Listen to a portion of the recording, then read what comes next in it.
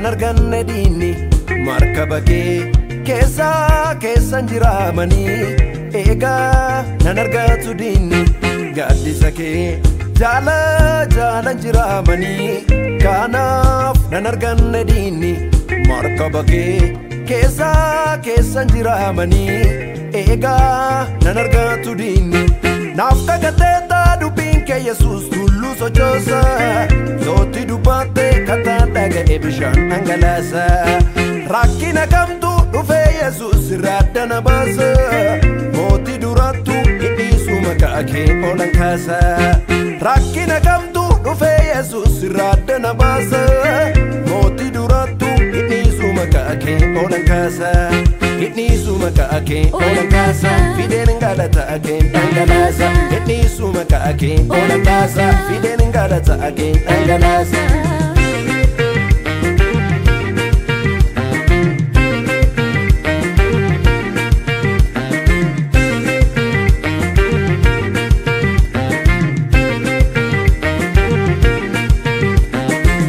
Dubbate dubbiin afaan kee du'aa sochoosee kaasa boolla keessa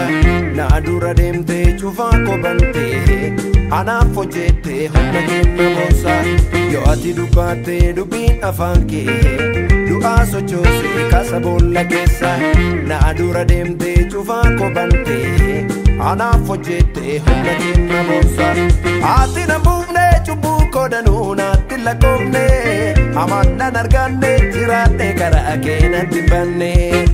ati na buufne cubbuu kodanuu naatti lakkoofne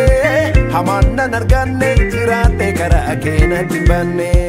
hidhiisu maqaa kee oolan kaasa fideen galataa kee dhangalaasa hidhiisu maqaa kee oolan kaasa fideen galataa kee dhangalaasa.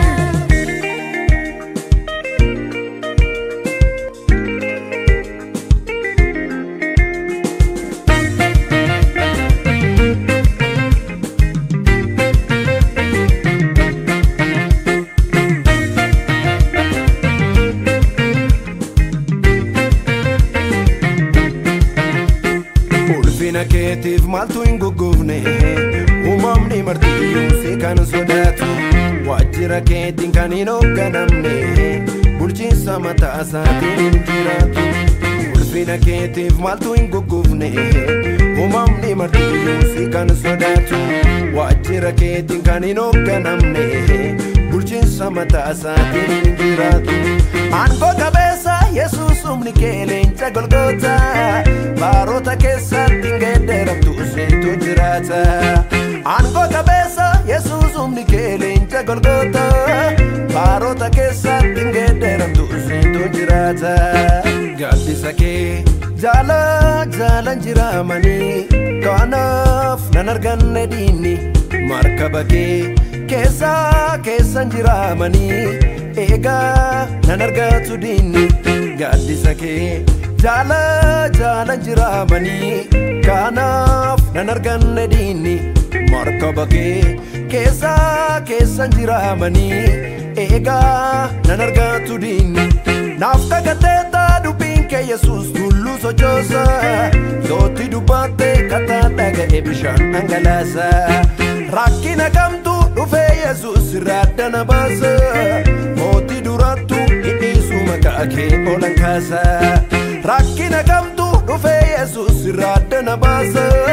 mootii durattu hidhiisu maqaa kee oolan kaasa hidhiisu maqaa kee oolan kaasa fideen galataa kee dhangalaasa hidhiisu maqaa kee oolan kaasa fideen galataa kee dhangalaasa.